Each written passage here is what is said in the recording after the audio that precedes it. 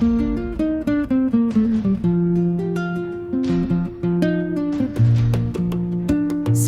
TV Sénégal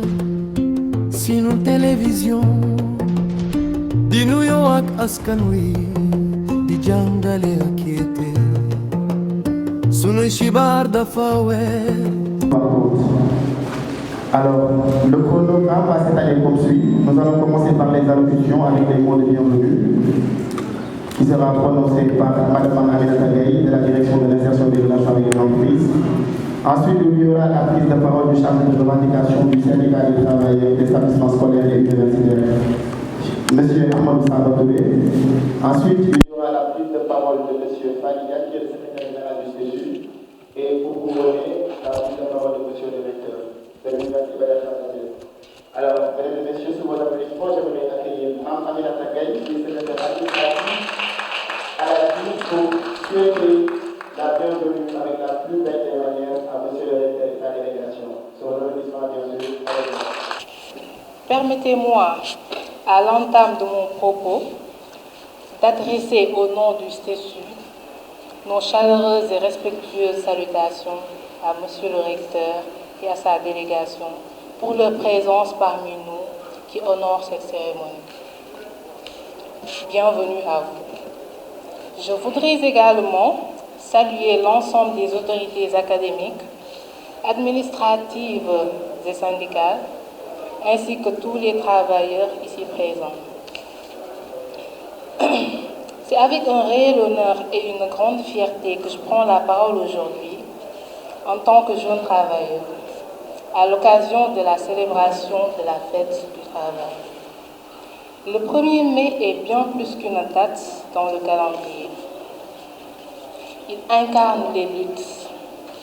les sacrifices et les conquêtes sociales menées par des générations de travailleurs engagés pour la dignité, la justice et de meilleures conditions de travail. Aujourd'hui, au sein du tissu de l'UITT, cette commémoration revêt une signification particulière. Elle marque un tournant, celui d'une implication plus affirmée des jeunes dans la vie et la dynamique de notre organisation. Nous, jeunes travailleurs, héritons d'un combat noble, mais nous avons également le devoir de l'adapter aux réalités de notre époque. Innovation, inclusion, performance, mais aussi solidarité et engagement collectif. Nous ne sommes pas seulement appelés à préparer l'avenir. Nous contribuons déjà au quotidien à faire vivre et évoluer notre institution. En ce jour symbolique, je lance un appel à tous. Restons mobilisés, solidaires et engagés pour la défense de nos droits, mais aussi pour la promotion d'un environnement de travail juste, équitable et porteur d'opportunités pour tous. Sur ce, je déclare ouverte cette cérémonie de célébration. Donc, elle abat un excellent travail au sein de ces deux directions. Merci pour ces mots d'ouverture. À présent, nous allons continuer cette série d'allocutions. Je vais à présent, sous votre attention bien sûr, inviter le chargé de revendication et le chef de division de la vie universitaire, M. Ahmadou Samba Touré, pour sa prise de parole. Merci beaucoup, M. le recteur, Mesdames et Messieurs les autorités, chers collègues, chers invités en vos rangs et grades, je vous dis bonjour. En ce jour du 1er mai, dédié à la valorisation du travail et des travailleurs, le syndicat des travailleurs des établissements scolaires et universitaires CESU-UIDT vous adresse ses salutations respectueuses et réaffirme son engagement pour une université performante et équitable. Cette journée constitue un moment privilégié de dialogue social où les travailleurs expriment leurs préoccupations dans un esprit de responsabilité mais aussi de construction. Monsieur le recteur, avant d'aborder nos doléances, permettez-nous de saluer les efforts déjà consentis par les autorités universitaires, notamment sous votre impulsion. Nous reconnaissons les avancées notées dans la gestion administrative, notamment dans le déroulement régulier des reclassements et avancements. les efforts engagés pour améliorer le fonctionnement de certains services, la vision portée pour le déploiement de notre université, notamment à travers vos projets structurants qui sont en cours.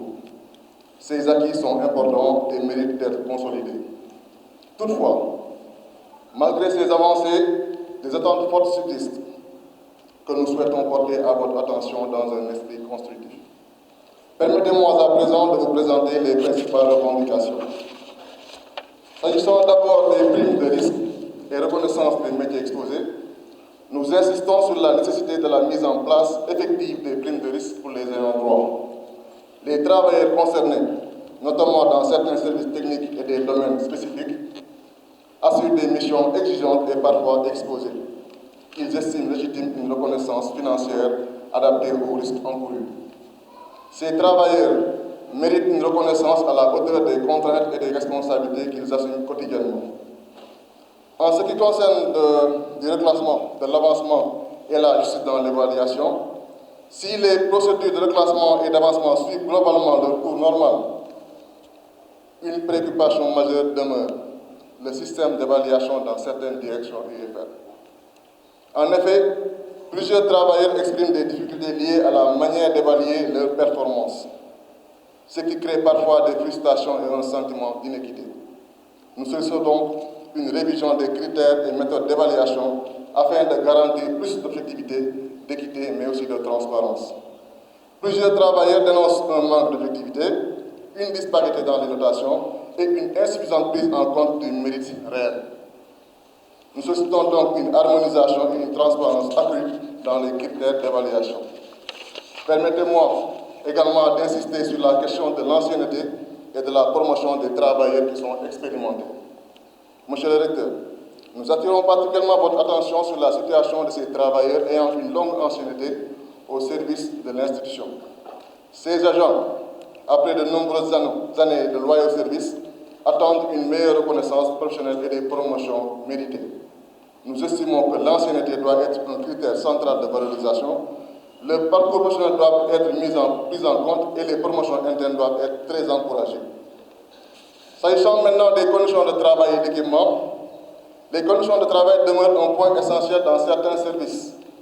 notamment au niveau des bibliothèques et au niveau des services similaires qui nécessitent une amélioration urgente. Les travailleurs concernés font face à un manque d'équipements et d'outils de travail adaptés qui sont même souvent inexistants. Nous demandons donc le renforcement des équipements dans les services, notamment au niveau des bibliothèques, l'amélioration des outils informatiques et de travail, une meilleure organisation des espaces professionnels, la réduction des contraintes matérielles au quotidien. Concernant la valorisation des agents du domaine agroécologique intégré et des ateliers, Monsieur le Recteur, nous souhaitons attirer votre attention sur les travailleurs du domaine agroécologique intégré,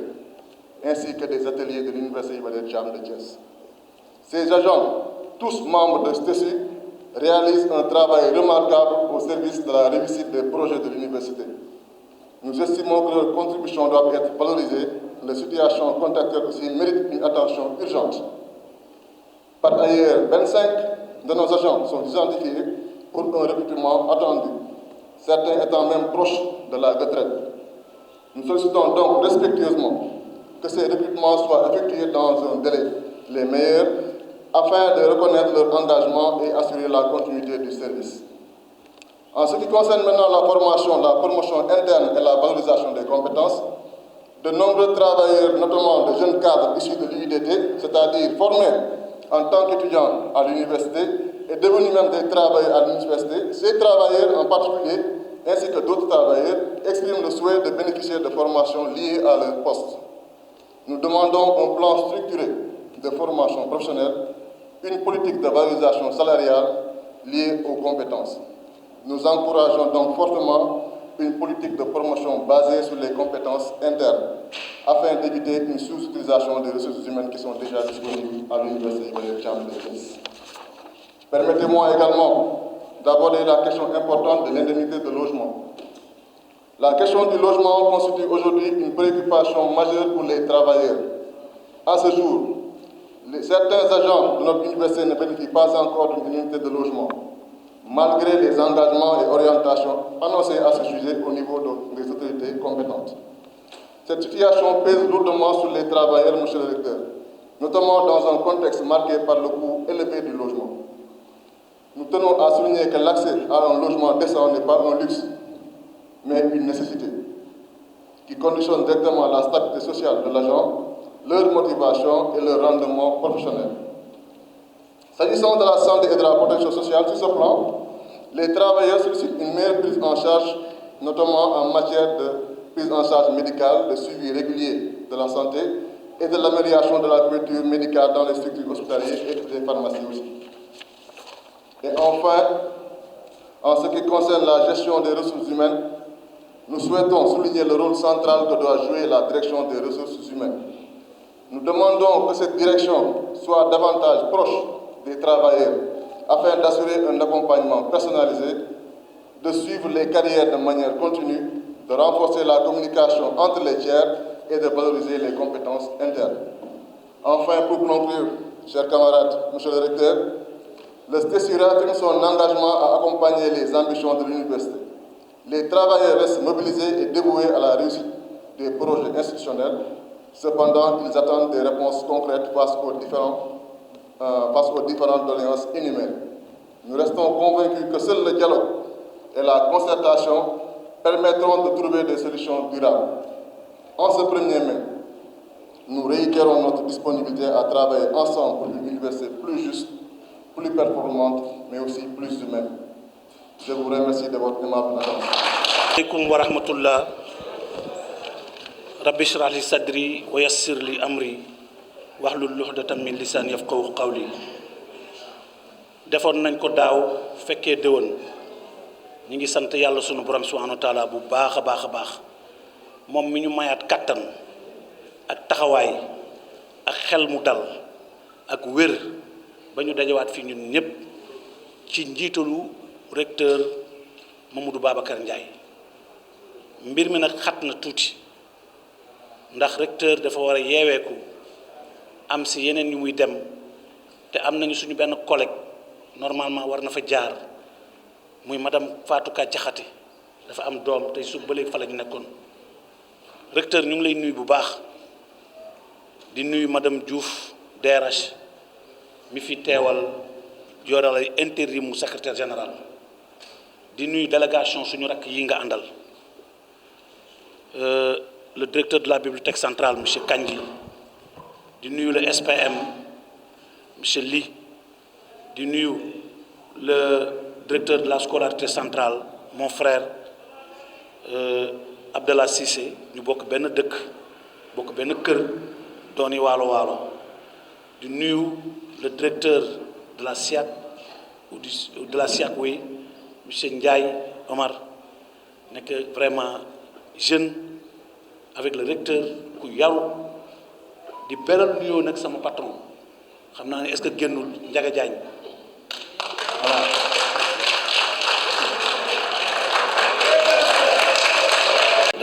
dafa am ñaar ñoo xam ni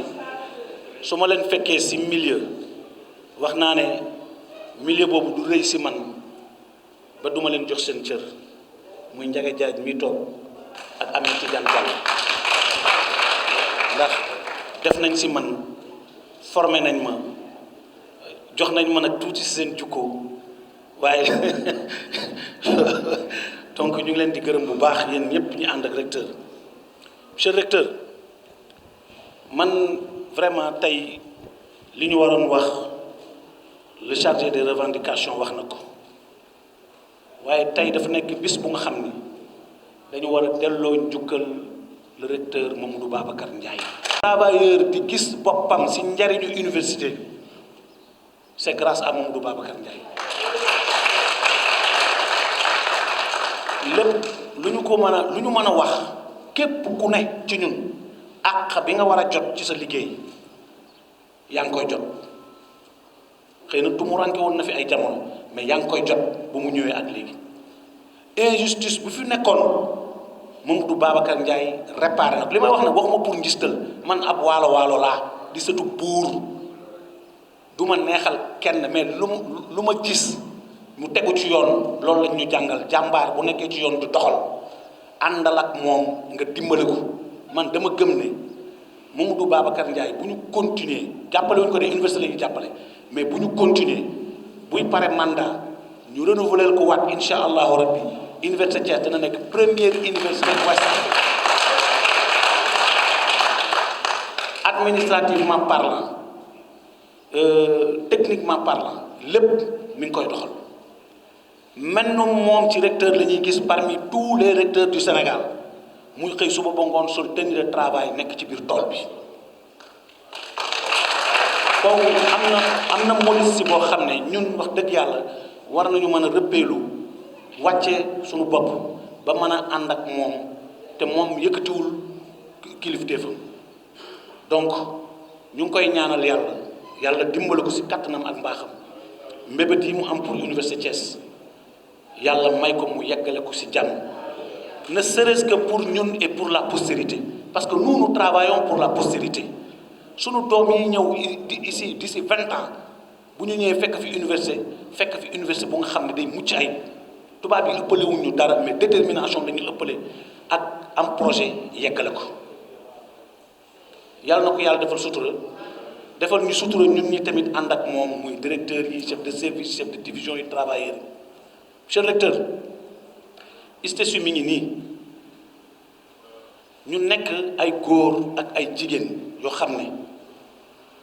ak lu ñu mën a waxal ci université bi sunu fulla ak sunu fayda ci liggéey ñu ngi koy joxe ak xam ba mu mat sëkk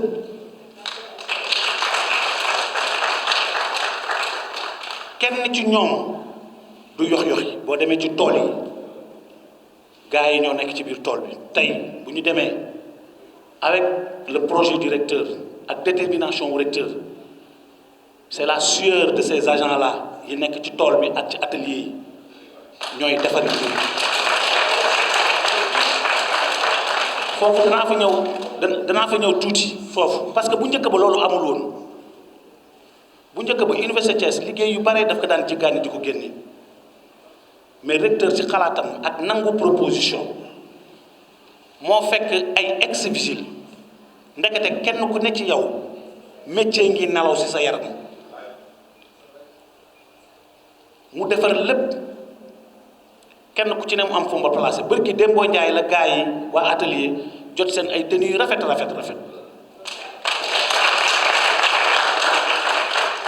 sous la direction de Ndiaga Diagne DPS donc actuellement loolu nekk na un manque à gagner bu nga xam ne université mi ngi koy dajale waat dafa doon nekk xaalis bu nga xam ne dañu ko doon joxe ñun ñuy liggéeyal mais léegi liggéey bu bari recteur fexe na ba ñu ngi koy liggéey fii ci biir université bi donc monsieur le recteur nga am tamit ay jigéen ñu nga xam ne vraiment muy ci bureau yi muy ci ñeneen ñun ñëpp kenn ku ci nekk ISTESU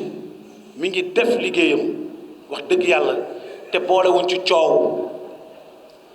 ça fait plus de 2 ans recteur jotul préavis de grève bu ISTESU waxu binduñu préavis de grève parce que tamit nit da ngay bët bu rusul toj mënul nekk ci naaj bi chaque jour pour université bi avancer ñun ñooñu di ko tollil problème mais nag monsieur le recteur am na ay quelques problèmes yu nga xam ni laaj na ñu waxtaanee ko incha allahu rabbi ñun nag li ñu jàngal mooy kilifa kenn du ko tiiñal loolu dañu ko jàngal ba mu mat sëkk bu soobee yàlla maa ngi leen di giñal ni ci kàttanu yàlla ak mbaaxam nañ ko daan defee bu soobee yàlla dinañ ci ànd ak yar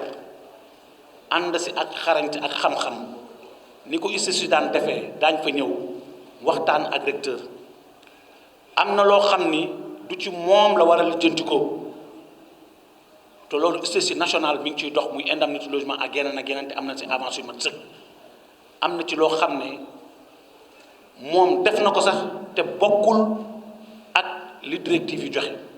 mais yi nga xam ni incha allahu rabbi war nañ dem ci moom waxtaan ak moom dinañ fa dellu jébbalaat ko di ko wax ni ko problème yi bare woon na bu doon 100% aujourd'hui recteur réglé na presque 80% yi tuuti rek moo des yàlla na ko yàlla dimbale mu mën a eggale ak jàmm monsieur le recteur balaa ñuy tëj ñu gërëm tamit vraiment sa naataango yi nga fi nekkal ñi nga àndal ñëpp muy ñun ñuy directeur yëpp kenn ku ci nekk yaa ngi def loo mën wax dëgg yàlla boo demee direction des ressources humaines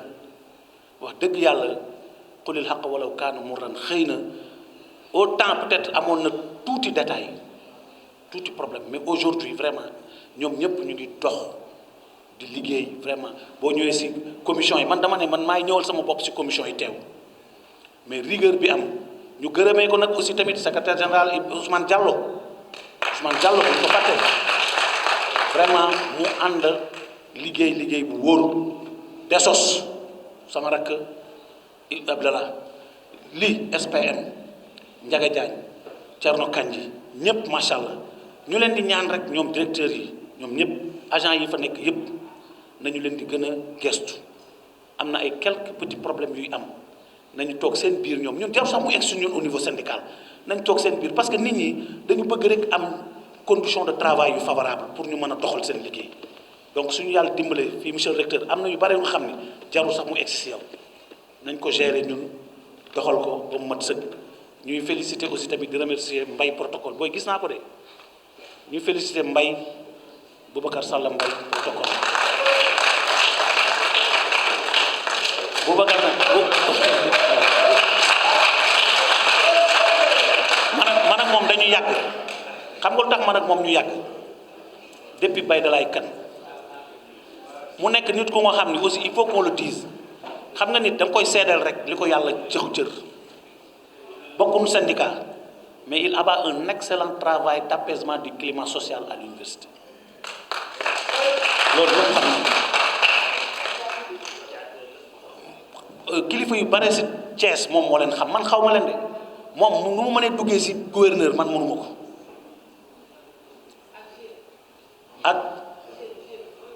ak Kangemi ak yooyu yëpp moo leen di indi am na lampe yu nga xam ne ñu ngi biir université moo ko fa indi lampe yu weex yooyu lampe solaire ñu moo ko fa indi mais nag Mbaye màggatum politicien nga taseel il fallait que ma waaw jërë ngeen jëf maa ngi ziare ñëpp à une personne que j'estime beaucoup, que nous estimons tous beaucoup d'ailleurs. Donc je dis souvent que c'est cette personne qui traduit littéralement la devise de l'université Iba Der Thiam de Thiès, qui est l'humilité mon choix et l'excellence ma voie. Monsieur le recteur, votre calme, votre sérénité, votre courtoisie envers l'université Iba Der Thiam de Thiès ne sont que la traduction de Machallah, les mots de Perdri, donc qui disait il y a des leaders qui savent diriger sans crier. Monsieur le recteur, on ne peut pas aller avec un leader qui a les caractères d'un lézard, car restant derrière lui, il dit qu'on va contempler sa queue. Étant à ses côtés, il dit qu'on va être son alter ego. Et le devant ça, il dit qu'on veut le devancer pour jaser de lui. Vous n'avez pas ces caractères, monsieur le recteur.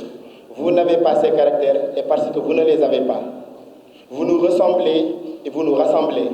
Raison pour laquelle nous allons rassembler nos oreilles, notre conscience et notre attention pour vous dire, nous vous écoutons. Sous vos applaudissements, bien sûr. Assalamu alaikum wa rahmatullah. A'udhu billahi minash shaitani rajim. maa ngi leen di nuyu ku nekk ci turam ak santam di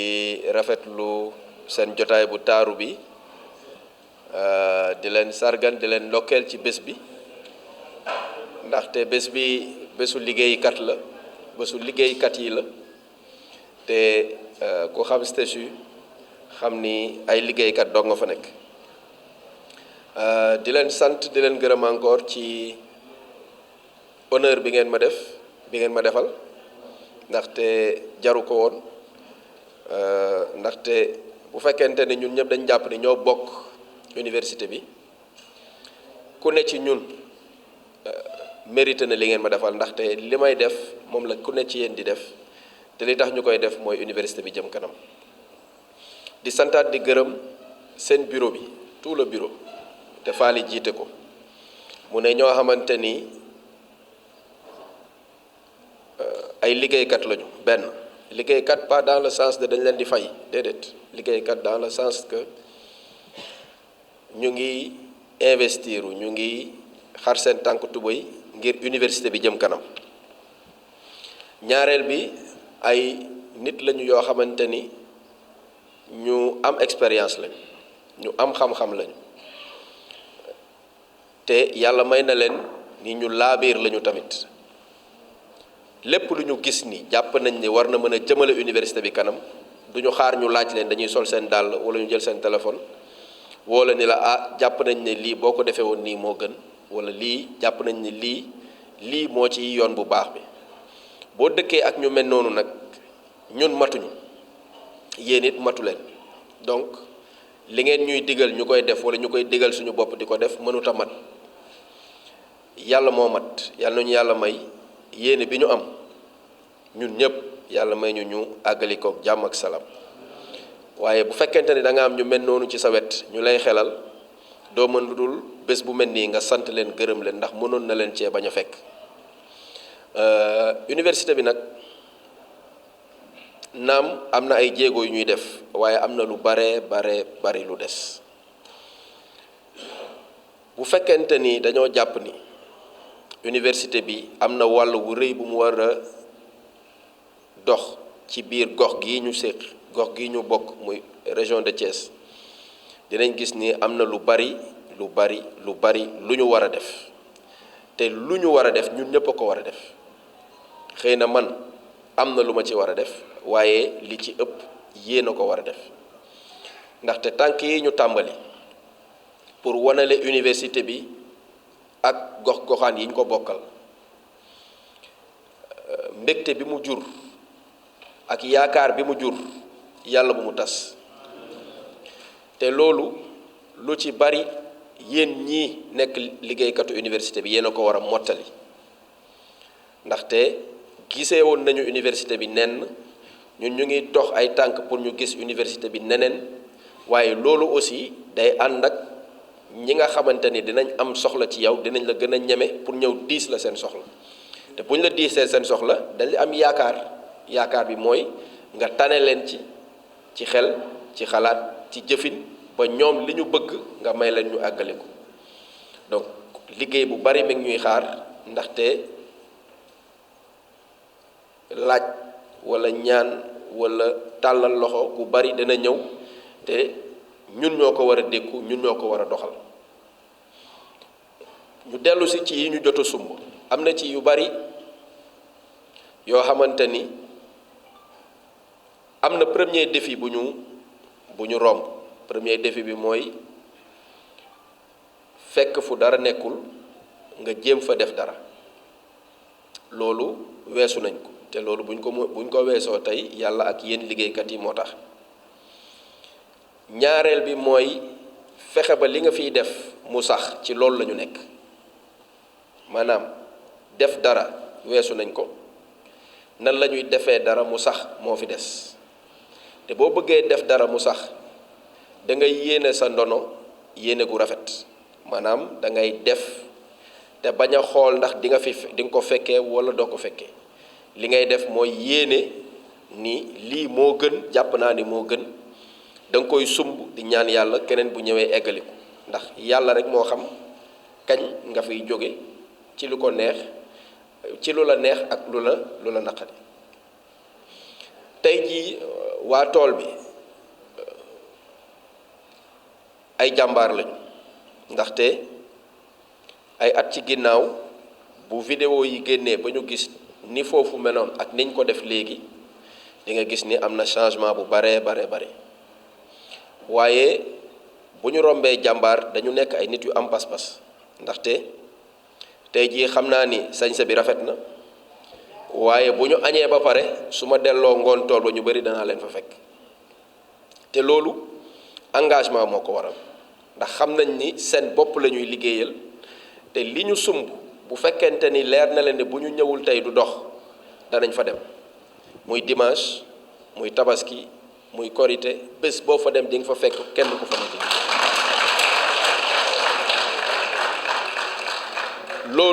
loolu université mënu leen ko fay ñu ngi ñaan yàlla mu fay leen ba yéene bi ngeen am ci université yàlla may leen ngeen mottali ko université nag ñun li ñu war mooy lépp lu nekk ci suñu loxo te ñu jàpp ni buñ ko defee université bi dana jëm kanam ñu jéem ci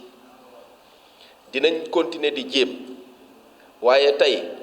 li chargé de revendication waxoon yépp su ma ko mayoon ni ko signeel mu signeel loolu yépp ñu def ko tey du tey suba dana amaat leneen lu ñëw ndax àdduna moo bindoo noonu àdduna moo bindoo noonu yàlla moo ñu bindee lépp loo ko ñaan bu la ko mayee da nga koy ñaan leneen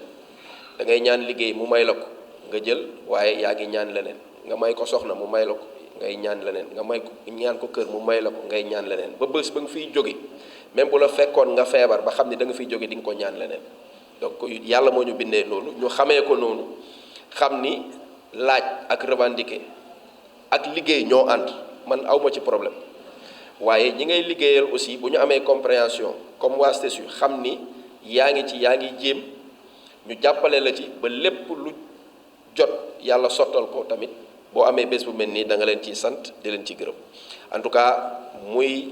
yi ñu wax fii soxlawul ma ciy dellu si waat dinañ ci waxtaanaat comme ni ko secrétaire général waxee ba lépp loo xamante ni yàlla may nañu ñu mën ko def ñu def ko ndaxte defuñu ko pour suñu bopp defuñu ko pour kenn ku nekk ci yéen dañ koy def pour université bi ndax xam nañ ni ëllëgu université bi nekkul ci loxo ki ko jiite ci loxo ñi fay liggéey la nekk ndax ki ko jiite day ñëw ak a dem ñi fay liggéey dañuy ñëw ak a dem mais bu fekkente ni ñi fay liggéey engagé wuñu ki ko jiite lu mu am pas-pas am cawarte am yéene du sotti di leen santaat encore une fois di leen gërëm wax nañu sànq ñi ne ci tool yi ñi ne ci administration yi tamit kazalika ñu ngi góorgóorlu ñu ngi liggéey université mi ngi jéem waaye matul am na ñoo xamante ne bu doon seen sago tey seen bureau ñu changé ko am ñoo xamante ne bu doon seen sago tey ñu changé ordinateur am ñoo xam ne bu doon seen sago tey ñu changé leen poste nommé leen yeneen poste mais nañu jàpp rek ni ñun ñoo bokk université bi ñëpp mënuñu am bureau yu bees am ordinateur yu bees am poste ndaxte poste yi dafa limité doole bi aussi matalewul en tout cas dinañ ci continuer di def ay jéego di ñaan yàlla mu may ñu tal ak fekkee ba yéene bi ñu am ci université bi yàlla may ñu mottali ko jàmm di leen santaat encore une fois di leen gërëm di leen ñaan ngeen continuer seen engagement ndax université bi soxla na ko am na fii ñu bari ñoo xamante ni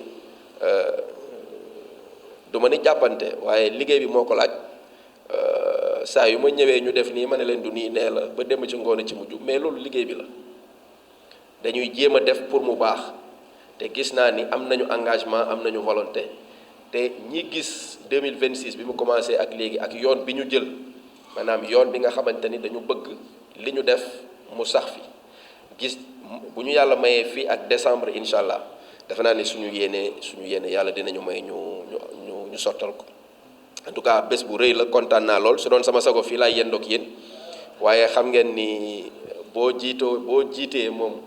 dootoo moom sa bopp ci lépp am na yoo xamante ni il faut que nga mën a nangu ñu jiital la ci yenn yi toogal fii jógal demal waaye bu dul woon loolu xam ngeen ni fii laay yendu am na tamit xibaar bu neex bu ma fi sëñ Faali wax sànq muy suñu benn mbokk suñu benn liggéeykat bu am doom doon ngénte tey yëguma ko woon waaye bu yàlla dogalee bu ci xajee balaa ñuy dem ñu jaar fa ndokkale ko ndaxte ci liggéey bi la bokk tamit di santaat ñi ma gunge depuis ci suba muy suñu directeur centraux yi suñu chef de service yi Boubacar Mbaye chef de protocole di ñaan yàlla mën na am bés yàlla dogal ko ñuy def fête du travail ñëpp defandoo ko ndaxte travailleurs yi la ñu wax mais fi ñu toll nii syndicat yee ko moom mais mën na am bés yàlla def syndicat yëpp ñëw ñu defandoo ko benn fête du travail ñëpp ku ne mën a jël sa ku ne jël sa kàddu ñu boole suñuy doole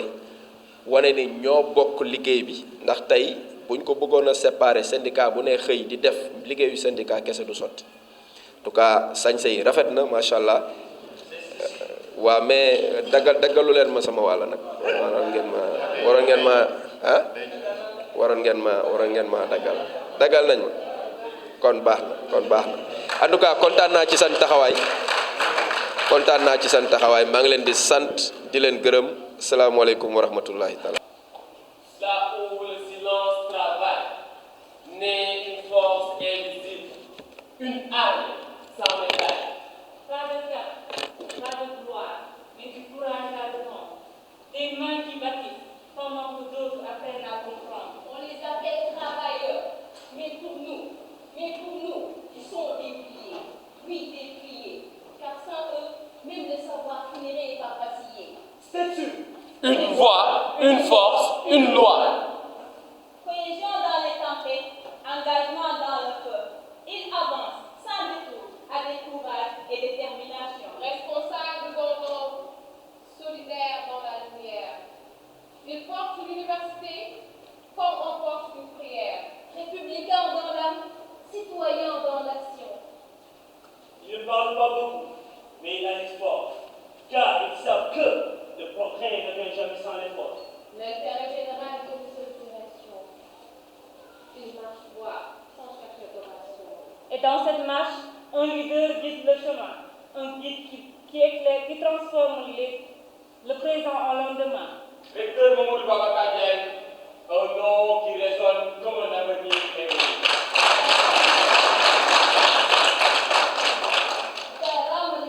Jaaraama liggéeykat. Sous son regard, l'université célèbre. Elle ne rêve plus seulement, elle prouve, elle s'achève. Excellence, innovation, ouverture au monde. Chaque idée qu'il porte devient une onde. Regardez là-bas. Oui, regardez là-bas la terre qui se transforme. Le domaine agroécologique. Plantés dans l'essence du futur, qui nourrit aujourd'hui les esprits et les cultures. Jamono jile, dafa laaj liggéey ju mat sëkk. Jamono jile, dafa laaj liggéey bu mat sëkk. Jamono jile, dafa laaj liggéey ju mat sëkk. Jamono jile, dafa laaj liggéey bu mat sëkk. Ñëw leen ñu ànd liggéey suñu réew. Ñëw leen ñu ànd liggéey Sénégal. Ñëw leen ñu ànd liggéey suñu réew. Ñëw leen ñu ànd liggéey Sénégal. Nos maçons bâtissent, nos soudeurs façonnent, nos électriciens éclairent, Nos menuisiers aménagent, nos techniciens innovent. nos agents organisent. Et ensemble, ils créent une nation. On applaudit les voix, mais on oublie les mains. On célèbre les rois sans regarder le chemin. Ceux qui parlent prient, mais ceux qui portent s'effacent. Pourtant, sans leur sacrifice, aucun sommet ne se trace. Aujourd'hui, je ne veux pas du silence. Je veux porter du voix à votre existence. Ils parlent de travailler, mais ils ne voient pas le sacrifice derrière. Car ils le savent, la vérité, elle est simple, elle est brute. Le progrès ne n'est pas de discours, il est dans la lutte. Dans un chantier brûlant où le métal se plie, dans un bureau tremblant où la fatigue supplie, dans un chantier où chaque goutte construit un avenir solide que personne ne détruit. Ku liggéey ci sutura doo yee ci dara ndaxte borom bi fàttewul kenn ci dara.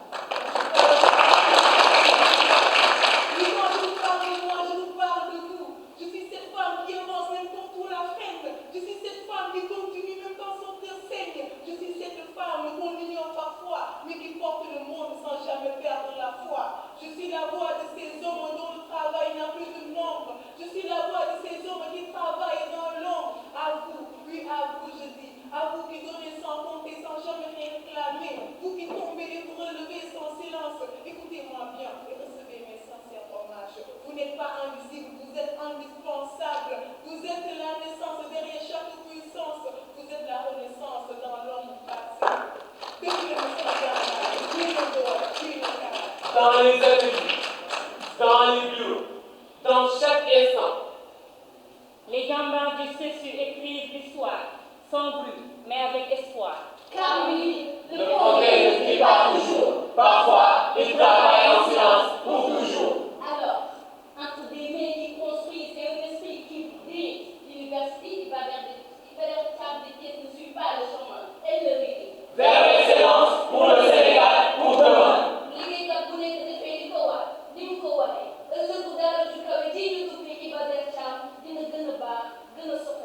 Et quand le forum des orateurs joue, les autres doivent se mettre à table. Car nous étions, nous sommes et nous resterons pour toujours la crème de la crème, la voix suprême. Forum des orateurs,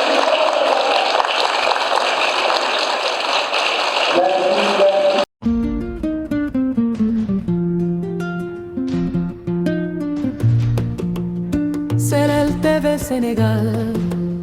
sinu télévision di nuyoo ak askan wi di jàngale ak yéete sunu xibaar dafa weer